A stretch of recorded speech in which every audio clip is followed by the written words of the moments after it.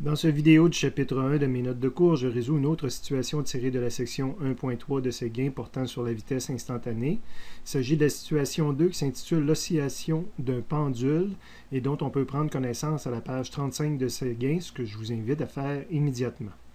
Après une première lecture, on s'aperçoit qu'on va étudier un objet que les physiciens aiment bien étudier, un pendule. Je vous fais la remarque que ce pendule-là doit être très très long pour se comporter comme mentionné dans le texte, c'est-à-dire que son élévation de 1 cm, dans le cas qui nous intéresse, soit négligeable versus le fait que je l'ai tassé de 25 cm par rapport à sa position centrale. Donc ça, c'est vrai lorsqu'on a affaire à un long pendule. Encore une fois, c'est un problème dans lequel on va nous demander à partir d'un graphique de position en fonction du temps de retrouver la vitesse de l'objet, la vitesse ici du pendule. On vous explique dans le texte là, comment cela a été réalisé et en bout de ligne, le graphique présentement qui est caché parce que je voulais pas montrer certains items que j'ajoute par-dessus le dessin, mais évidemment la courbe de type cosinus que vous voyez dans le livre de Séguin, vous l'auriez également à l'examen pour débuter votre travail. Une façon d'écrire simplement le genre de problème que j'ai à faire, c'est de dire que je cherche la courbe de Vx en fonction du temps. Donc, je veux tracer, là, je ne cherche pas juste la vitesse à un moment donné. J'aimerais ça tracer un graphique qui me donne la vitesse à différents instants. Donc, c'est une vitesse en mètres par seconde.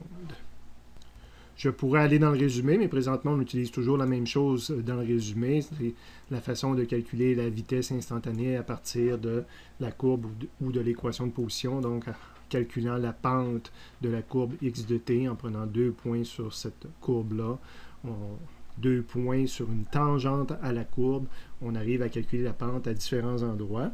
Donc, Séguin nous avait déjà proposé de la calculer au point A, B, C, E. J'ajoute même le point D dans le coin ici et le point E éventuellement qu'on va ajouter. Première des choses, on suit un peu le raisonnement, il y a des endroits qui sont toujours faciles de déterminer la pente. Donc quand on trace notre tangente à la courbe et que cette tangente-là est horizontale, donc comme au point A, si j'essaie d'amener ma règle tangentiellement à la courbe, je vais me trouver à avoir une horizontale. Évidemment, c'est la même chose ici au point C, qui est à l'arrière de tous les objets que j'ai cachés. Mais évidemment, si je trace une tangente à cet endroit-là, je me retrouverai aussi avec une courbe horizontale. Ce qui serait vrai également si je retracerais, si j'essaierais de calculer la vitesse ici. Donc, à chacun de ces endroits-là, on a des droites horizontales qui vont avoir une pente de 0.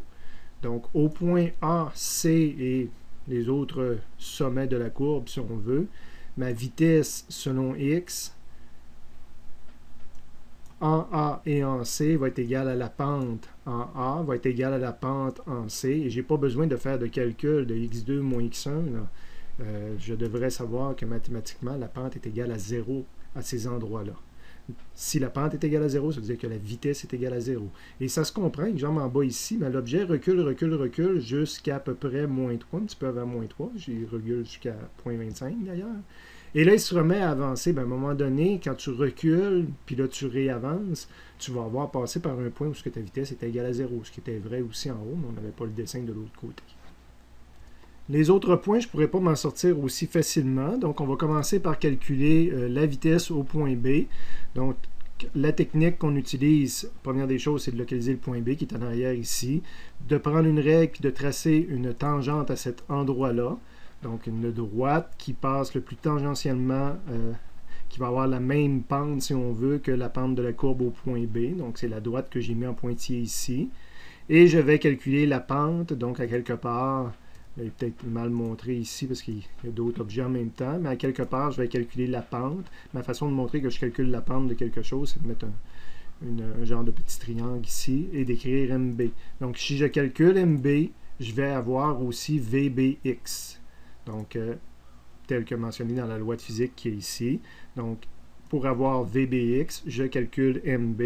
Et là, il faut que je trouve 2 points sur cette courbe-là qui me permettent facilement de calculer la pente du pointillé. Donc, j'en avais un ici que m'apparaissait relativement facile. Et j'ai pris également carrément le point B. Donc, mes 2 points. Ici, j'ai triché un petit peu. En X, il vaut 0.25. Ça, je suis direct dessus. mais en Y, il vaut même un petit peu plus que 0.25 ici. Okay? Mais j'ai quand même écrit 0.25, là, mais dans les faits, il semble dépasser, parce que le point A, lui, il est sur 0.25. Il semble être un petit peu plus haut, donc ça aurait été plus précis peut-être d'écrire que c'est 0.3 ou 0.27, 0.28, là, ça commence à être touché. Le point B est facile à déterminer, donc il est vis-à-vis en X 0.75, puis en Y 0. Donc j'ai 2 points sur une droite, je peux calculer la pente, ça va être 0 moins 0.25, puis 0.75 moins 0.25. Donc 0 moins 0.25, puis 0.75 moins 0.25, ça va donner un chiffre négatif en haut divisé par un chiffre positif. Ça va me donner une pente négative, ce qui est cohérent avec le fait que cette droite-là possède une pente négative. Je viens d'écrire, j'avais écrit déjà ça, mais ce n'était pas vraiment des équations, c'était déjà des résultats. Une première équation avec une seule inconnue, ça se calcule déjà sur calculatrice ou mentalement. On va faire la même chose au point D. Donc le point D, c'était un point ici dans le bas.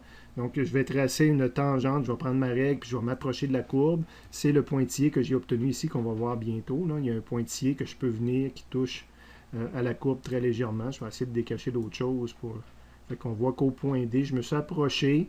J'essaie d'avoir le même angle des deux côtés de mon pointillé. Je vais décacher ça aussi, c'est la pente. Fait qu'on va mieux voir le pointillé au complet que j'ai ici. Fait que j'essaie d'avoir le même angle des deux côtés de ce pointillé-là. Ça, c'est la tangente à la courbe à cet endroit-là. Donc, le VDX va être égal à MD, la pente de cette droite-là. Ça me prend 2 points, donc j'en ai choisi un ici qui arrivait vis-à-vis le 2.75, puis qui avait l'air pas mal arrivé à 0.25. Non, pas 0.25, 0.1, 0.2, 0.3, donc la moitié, c'est 0.05.